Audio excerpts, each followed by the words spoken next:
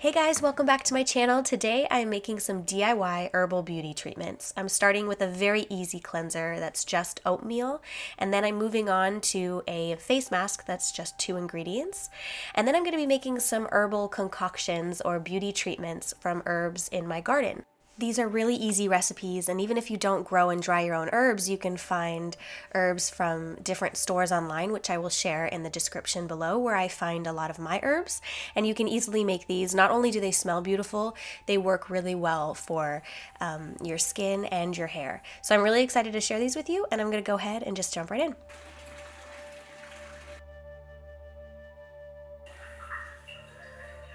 As I have shared before on my channel, we started a culinary herb garden a decade ago when we lived in an apartment. Our desire to grow herbs has grown more and more, and I've really wanted to try medicinal herbs. I actually found this really great class from Herbal Academy, and if you follow me on Instagram, you will have seen that I have been taking this over the last few weeks. It's 6 units, and it's a lot of reading, and you have to take a test after each unit, but I passed all the tests and I got a certificate, and now I'm moving on to the intermediate herbal course, which I'm really excited about. It was essentially a textbook of information about the human body and how we respond to our environment and plants and herbs, the proper doses for tinctures and teas, which herbs are appropriate for children, which are not. I learned a lot and felt like I gained a lot of knowledge on the herbs that I want to grow and start experimenting more with. So I actually planted a lot, including echinacea, calendula, valerian, black cohosh, and a bunch more that I shared on my Instagram. So right here I'm actually harvesting some of my lavender and rosemary. Some of these recipes are actually adapted from my studies because they had an entire chapter on beauty treatments using herbs, but of course they touched on both internal and external use of herbs. So right here I basically just have oatmeal. I'm using my mortar and pestle, and I'm just going to go ahead and grind that.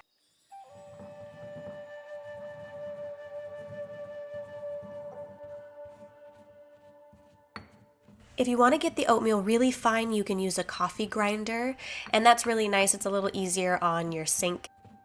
It's a good exfoliant as well, and you'll notice when you add a little water, it does kind of foam up a little bit. So if you're looking for a natural and easy and inexpensive cleanser, reach for this. You can keep a little bit next to your sink, add a little bit of water. It's a really gentle cleanser and also a very mild exfoliant.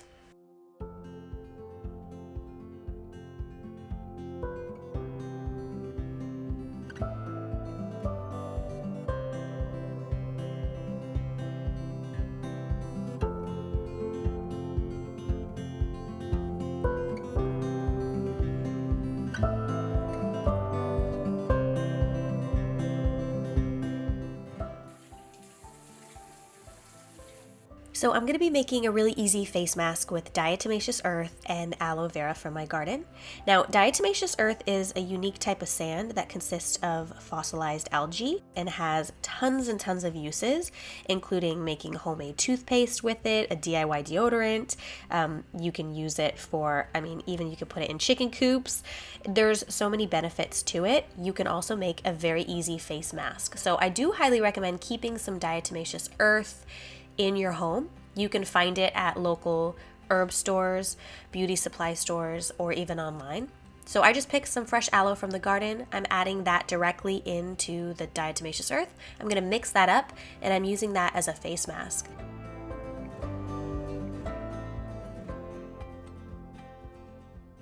It's also very healing because of the aloe vera. So be sure to look for food grade diatomaceous earth when you're shopping for it, and research online all the different benefits because there's so many different ways to utilize it.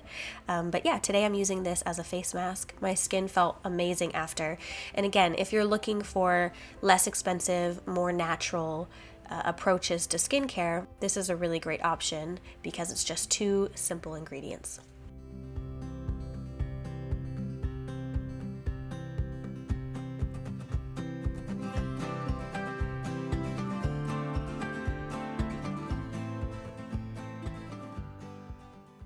So I'm going to sit with this face mask on for a few minutes. I'm actually going to hop in my sauna, which just got fixed. I'm so excited.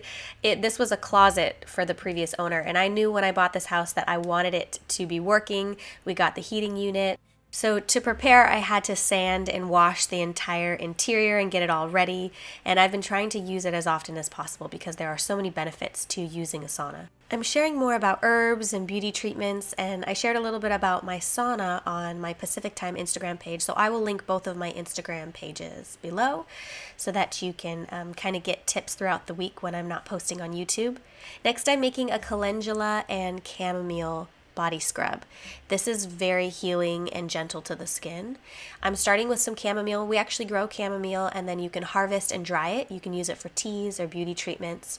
I did start growing calendula recently, as I mentioned, but I of course don't have anything quite yet, and I definitely don't have anything to harvest, so I picked up some organic calendula at a local herb shop called Mother Nature's Remedy. If I can't make it down to the valley to get my herbs from Mother Nature's Remedy, I order them from a place called Mountain Rose Herbs. I will also share that in the description. You can find all sorts of beautiful herbs and seeds on Mountain Rose Herbs. So I'm adding that to some sugar, and then I'm just going to go ahead and add some olive oil. And this makes a really simple body scrub.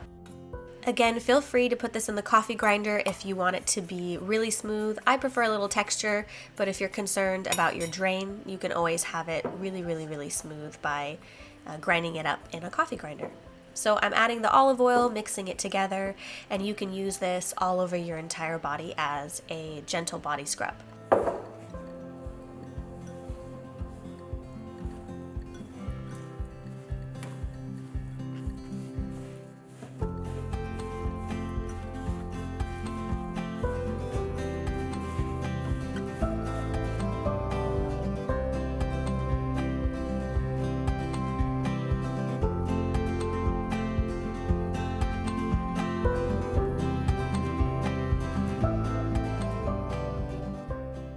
Next, I'm going to make an herbal shampoo. This was an adaptation from my herbal studies, and it's a really beautiful recipe. I wasn't sure how I would feel about it as a shampoo, but it's actually really nice, so I would highly recommend trying it. It's made with calendula, so I have calendula and some hot water.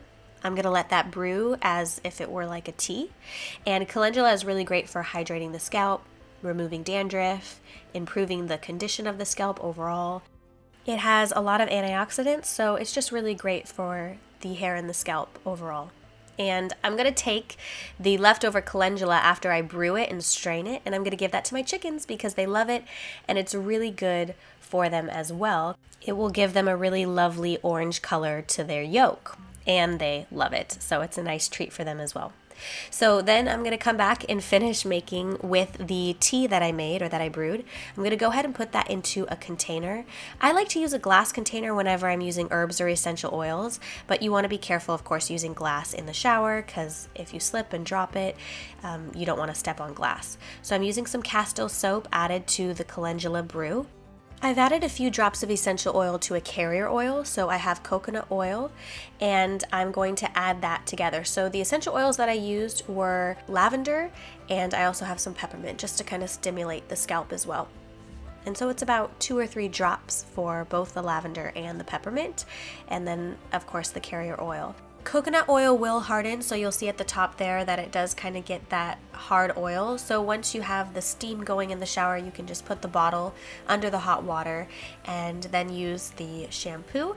If you can handle it, I always recommend turning your shower to cold right before you get out. It's just a nice burst of energy for the skin and the hair. It just kind of wakes everything up. And then next I'm going to be making an herbal and essential oil bath salt. And these are really easy to make. I highly recommend taking Epsom salt baths as often as possible. It's really good for your body if you're feeling sore or achy or you're sick. It's just such a wonderful thing to do for your body. And you can find Epsom salts pretty much anywhere for just a few dollars. So I'm crushing up some rose and chamomile, and then I'm going to add that to some Epsom salt. You can use Himalayan salt, but Epsom salts are really great for just a deep soak when you're not feeling well, when you're PMSing. After having 2 kids and carrying them around, my body and my lower back I get times where my joints just don't feel quite right and I'm feeling sore and achy, so I love to take an Epsom salt bath. I'm mixing this together, and then I'm going to add my essential oil favorites at the moment that I'm using for bath time. again, I'm going to add with a carrier oil, so with coconut oil. Right now, my favorites for bath time are sweet orange, black pepper, and frankincense mixed together. I add a few drops of the essential oils to the coconut oil, and then I mix that with the bath salts. And then I just put that in a really pretty jar. This will last for several weeks, so whenever I plan to take a bath, I can go ahead and add that to the bath. And again, I highly recommend it. Very easy to make, and bath salts can be expensive, but you can make them for a fraction of the cost at home.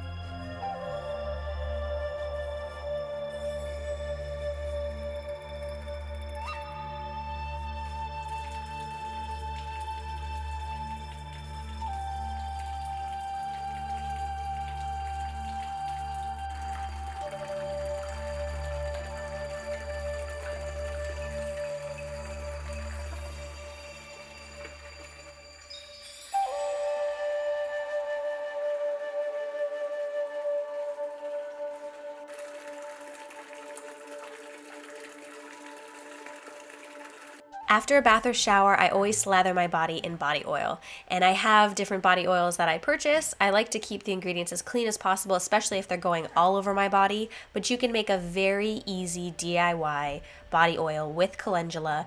Again, you're going to need dried calendula. Go ahead and put that in a jar and then cover it with olive oil, and you're going to let that soak for about 24 to 48 hours. Calendula oil is fantastic for the skin, and also this can be used as a base for many other recipes as well.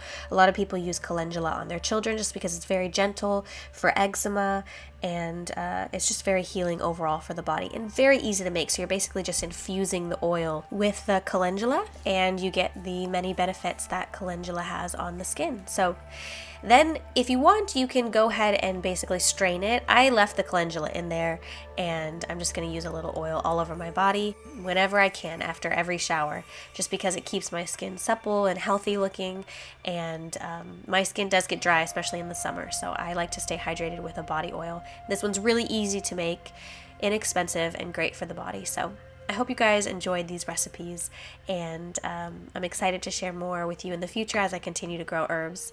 And yeah, thank you so much for watching. I'll see you guys in the next video. Bye.